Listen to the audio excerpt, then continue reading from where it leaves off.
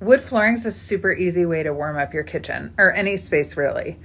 But let's talk about what to stay away from and what to really move towards, because this is an expensive investment.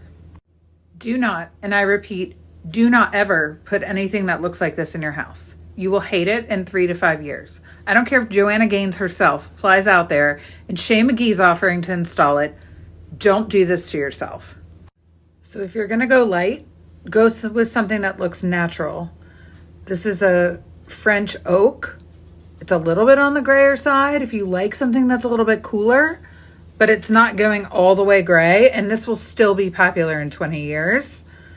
I would also not go fully wide plank, but maybe something in the middle so it doesn't really date itself. And if you want to go darker or medium, I would just pick an oak and then pick a medium stain if you've got something like color in your house, or you could go with a darker stain if you have all white cabinets. A really dark stain, I would stay away from dark stain, dark cabinets, or dark stain, lots of things going on, because it has the potential to overwhelm the space.